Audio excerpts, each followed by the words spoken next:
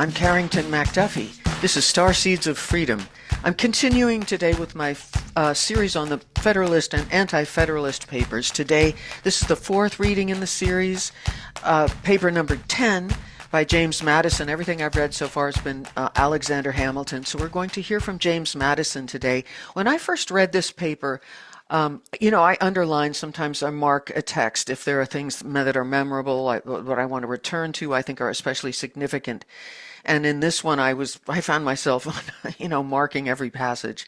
It's a really great one. I'm looking forward to reading it. And thanks for being here with me to listen. This paper really, let's see, where are we at with this? So being explored in number 10 is the question of, so if self-government is to work, it has to begin with a clear-eyed view of human nature. So this paper examines faction not as a human failing, but as an inevitable consequence of freedom, and asks how liberty might survive faction, given human nature, which is all that we're given. Federalist number 10. The same subject continued, the Union as a safeguard against domestic faction and insurrection. From the New York Packet, Friday, November 23rd, 1787, author James Madison, to the people of the state of New York. Among the numerous advantages promised by a well-constructed union, none deserves to be more accurately developed than its tendency to break and control the violence of faction. The friend of popular governments never finds himself so much alarmed for their character and fate as when he contemplates their propensity to this dangerous vice. He will not fail, therefore, to set a due value on any plan which, without violating the principles to which he is attached, provides a proper cure for it. The instability, injustice, and confusion introduced into the public councils have in truth been the mortal diseases under which popular governments have everywhere perished. As they continue to be the favorite and fruitful topics from which the adversaries to liberty derive their most specious declamations. The valuable improvements made by the American constitutions on the popular models, both ancient and modern, cannot certainly be too much admired, but it would be an unwarrantable partiality to contend that they have as effectually obviated the danger on this side as was wished and expected. Complaints are everywhere heard from our most considerate and virtuous citizens, equally the friends of public and private faith, and of public and personal liberty, that our governments are too unstable, that the public good is disregarded in the conflicts of rival parties, and that measures are too often decided not according to the rules of justice and the rights of the minor party, but by the superior force of an interested and overbearing majority. However anxiously we may wish that these complaints had no foundation, the evidence of known facts will not permit us to deny that they are in some degree true. It will be found indeed on a candid review of our situation that some of the distresses under which we labor have been erroneously charged on the operation of our governments, but it will be found at the same time that other causes will not alone account for many of our heaviest misfortunes, and particularly for that prevailing and increasing distrust of public engagements and alarm for private rights, which are echoed from one end of the continent to the other. These must be chiefly, if not wholly, effects of the unsteadiness and injustice with which a factious spirit has tainted our public administrations. By a faction, I understand a number of citizens, whether amounting to a majority or a minority of the whole, who are united and actuated by some common impulse of passion or of interest, adverse to the rights of other citizens or to the permanent and aggregate interests of the community. There are two methods of curing the mischiefs of faction, the one by removing its causes, the other by controlling its effects. There are again two methods of removing the causes of faction, the one by destroying the liberty which is essential to its existence, the other by giving to every citizen the same opinions, the same passions, and the same interests. It could never be more truly said than of the first remedy that it was worse than the disease. Liberty is to faction what air is to fire, an aliment without which it instantly expires. But it could not be less folly to abolish liberty, which is essential to political life because it nourishes faction, than it would be to wish the annihilation of air, which is essential to animal life because it imparts to fire its destructive agency. The second expedient is as impracticable as the first would be unwise. As long as the reason of man continues fallible, and he is at liberty to exercise it, different opinions will be formed. As long as the connection subsists between his reason and his self-love, his opinions and his passions will have a reciprocal influence on each other, and the former will be objects to which the latter will attach themselves. The diversity in the faculties of men from which the rights of property originate is not less an insuperable obstacle to a uniformity of interests. The protection of these faculties is the first object of government. From the protection of different and unequal faculties of acquiring property, the possession of different degrees and kinds of property immediately results. And from the influence of these on the sentiments and views of the respective proprietors ensues a division of the society into different interests and parties. The latent causes of faction are thus sown in the nature of man, and we see them everywhere brought into different degrees of activity according to the different circumstances of civil society. A zeal for different opinions concerning religion, concerning government, and many other points, as well of speculation as of practice, an attachment to different leaders ambitiously contending for preeminence and power, or to persons of other descriptions whose fortunes have been interesting to the human passions, have in turn divided mankind into parties, inflamed them with mutual animosity, and rendered them much more disposed to vex and oppress each other than to cooperate for their common good. So strong is this propensity of mankind to fall into mutual animosities that where no substantial occasion presents itself, the most frivolous and fanciful distinctions have been sufficient to kindle their unfriendly passions and excite their most violent conflicts. But the most common and durable source of factions has been the various and unequal distribution of property. Those who hold and those who are without property have ever formed distinct interests in society. Those who are creditors and those who are debtors fall under a like discrimination. A landed interest, a manufacturing interest, a mercantile interest, a moneyed interest, with many lesser interests, grow up of necessity in civilized nations, and divide them into different classes actuated by different sentiments and views. The regulation of these various and interfering interests forms the principal task of modern legislation and involves the spirit of party and faction in the necessary and ordinary operations of the government. No man is allowed to be a judge in his own cause because his interest would certainly bias his judgment and, not improbably, corrupt his integrity. With equal, nay, with greater reason, a body of men are unfit to be both judges and parties at the same time. Yet what are many of the most important acts of legislation but so many judicial determinations, not indeed concerning the rights of single persons, but concerning the rights of large bodies of citizens? And what are the different classes of legislators but advocates and parties to the causes which they determine? Is a law proposed concerning private debts? It is a question to which the creditors are parties on one side and the debtors on the other. Justice ought to hold the balance between them, yet the parties are and must be themselves the judges, and the most numerous party, or in other words, the most powerful faction, must be expected to prevail. Shall domestic manufactures be encouraged, and in what degree by restrictions on foreign manufactures? Let me give you that again. Shall domestic manufactures be encouraged, and in what degree by restrictions on foreign manufactures? are questions which would be differently decided by the landing and the manufacturing classes, and probably by neither with a sole regard to justice and the public good. The apportionment of taxes on the various descriptions of property is an act which seems to require the most exact impartiality.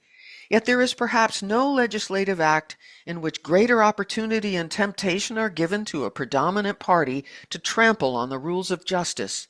Every shilling with which they overburden the inferior number is a shilling saved to their own pockets. It is in vain to say that enlightened statesmen will be able to adjust these clashing interests and render them all subservient to the public good. Enlightened statesmen will not always be at the helm, nor in many cases can such an adjustment be made at all without taking into view indirect and remote considerations which will rarely prevail over the immediate interest which one party may find in disregarding the rights of another or the good of the whole. The inference to which we are brought is that the causes of faction cannot be removed, and that relief is only to be sought in the means of controlling its effects. If a faction consists of less than a majority, relief is supplied by the Republican principle which enables the majority to defeat its sinister views by regular vote. It may clog the administration, it may convulse the society, but it will be unable to execute and mask its violence under the forms of the Constitution. When a majority is included in a faction, the form of popular government, on the other hand, enables it to sacrifice to its ruling passion or interest both the public good and the rights of other citizens. To secure the public good and private rights against the danger of such a faction, and at the same time to preserve the spirit and the form of popular government, is then the great object to which our inquiries are directed. Let me add that it is the great desideratum by which this form of government can be rescued from the opprobrium under which it has so long labored, and be recommended to the esteem and adoption of mankind. By what means is this object attainable? Evidently by one of two only. Either the existence of the same passion or interest in a majority at the same time must be prevented, or the majority, having such coexistent passion or interest, must be rendered by their number and local situation unable to concert and carry into effect schemes of oppression. If the impulse and the opportunity be suffered to coincide, we well know that neither moral nor religious motives can be relied on as an adequate control. They are not found to be such on the injustice and violence of individuals, and lose their efficacy in proportion to the number combined together, that is, in proportion as their efficacy becomes needful. From this view of the subject it may be concluded that a pure democracy, by which I mean a society consisting of a small number of citizens who assemble and administer the government in person, can admit of no cure for the mischiefs of faction. A common passion or interest will, in almost every case, be felt by a majority of the whole. A communication and concert result from the form of government itself, and there is nothing to check the inducements to sacrifice the weaker party or an obnoxious individual. Hence it is that such democracies as have ever been spectacles of turbulence and contention have ever been found incompatible with personal security or the rights of property, and have in general been as short in their lives as they have been violent in their deaths. There's a famous quote for you. Theoretic politicians who have patronized this species of government have erroneously supposed that by reducing mankind to a perfect equality in their political rights, they would at the same time be perfectly equalized and assimilated in their possessions, their opinions, and their passions. A republic, by which I mean a government in which the scheme of representation takes place, opens a different prospect, and promises the cure for which we are seeking. Let us examine the points in which it varies from pure democracy, and we shall comprehend both the nature of the cure and the efficacy which it must derive from the union. The two great points of difference between a democracy and a republic are, First, the delegation of the government in the latter to a small number of citizens elected by the rest. Secondly, the greater number of citizens and greater sphere of country over which the latter may be extended. That's republic. The effect of the first difference is, on the one hand, to refine and enlarge the public views by passing them through the medium of a chosen body of citizens whose wisdom may best discern the true interest of their country, and whose patriotism and love of justice will be least likely to sacrifice it to temporary or partial considerations. Under such a regulation, it may well happen that the public voice, pronounced by the representatives of the people, will be more consonant to the public good than if pronounced by the people themselves convened for the purpose.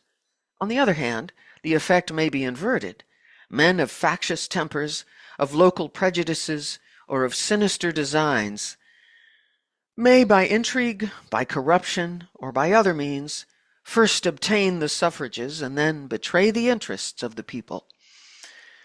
The question resulting is whether small or extensive republics are more favorable to the election of proper guardians of the public weal, and it is clearly decided in favor of the latter by two obvious considerations. In the first place, it is to be remarked that however small the republic may be, the representatives must be raised to a certain number in order to guard against the cabals of a few, and that however large it may be, they must be limited to a certain number in order to guard against the confusion of a multitude. Hence, the number of representatives in the two cases not being in proportion to that of the two constituents, and being proportionally greater in the small republic, it follows that if the proportion of fit characters be not less in the large than in the small republic, the former will present a greater option, and consequently a greater probability of a fit choice. In the next place, as each representative will be chosen by a greater number of citizens in the large than in the small republic, it will be more difficult for unworthy candidates to practice with success the vicious arts by which elections are too often carried, and the suffrages of the people, being more free, will be more likely to center in men who possess the most attractive merit and the most diffusive and established characters. It must be confessed that in this, as in most other cases, there is a mean, on both sides of which inconveniences will be found to lie. By enlarging too much the number of electors, you render the representatives too little acquainted with all their local circumstances and lesser interests, as by reducing it too much, you render him unduly attached to these, and too little fit to comprehend and pursue great national objects. The Federal Constitution forms a happy combination. The Federal Constitution forms a happy combination in this respect, the great and aggregate interests being referred to the national, the local, and particular to the state legislatures. The other point of difference is the greater number of citizens and extent of territory which may be brought within the compass of republican than of democratic government, and it is this circumstance principally which renders factious combinations less to be dreaded in the former than in the latter. The smaller the society, the fewer probably will be the distinct parties and interests composing it. The fewer the distinct parties and interests, the more frequently will a majority be found of the same party, and the smaller the number of individuals composing a majority, and the smaller the compass within which they are placed, the more easily will they concert and execute their plans of oppression. Extend the sphere, and you take in a greater variety of parties and interests. You make it less probable that a majority of the whole will have a common motive to invade the rights of other citizens, or, if such a common motive exists, it will be more difficult for all who feel it to discover their own strength and to act in unison with each other. Besides other impediments, it may be remarked that where there is a consciousness of unjust or dishonorable purposes, communication is always checked by distrust in proportion to the number whose concurrence is necessary.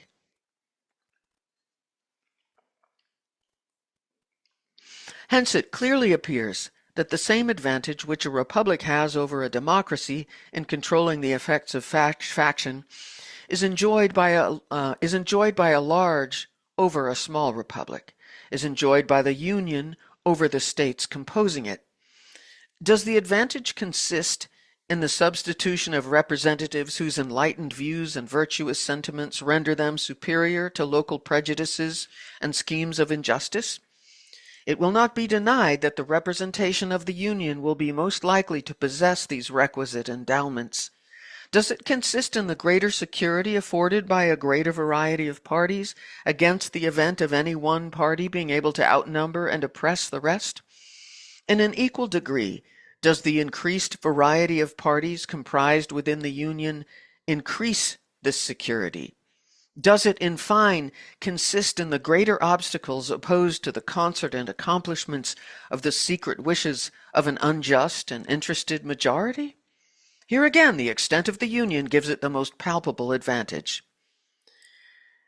The influence of factious leaders may kindle a flame within their particular states, but will be unable to spread a general conflagration through the other states.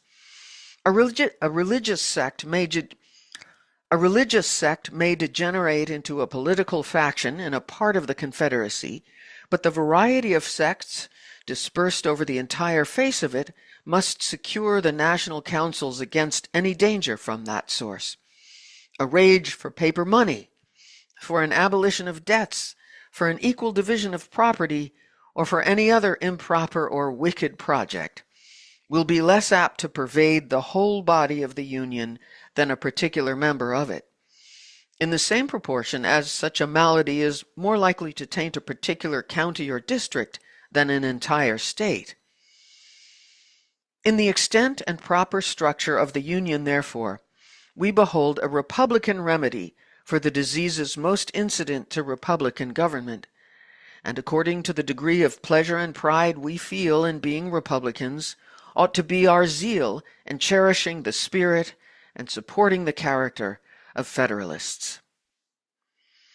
So there we have James Madison describing why a republican government works, and of course here we are working to restore our republic, and there are many reports of the different phases that we're in with regard to that endeavor. I have my hopes, my dreams, my prayers, my suspicions, and more.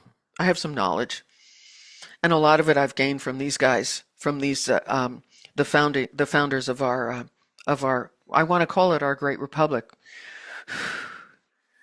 American Revolution #2. Thanks so much for being with me. Please do like, subscribe, share this, comment, and come on back for I've got a couple of interviews coming up, look really interesting, and the next installment of Federalist Papers will be numbers 47 and 48. I'm Carrington McDuffie. This is Starseeds of Freedom.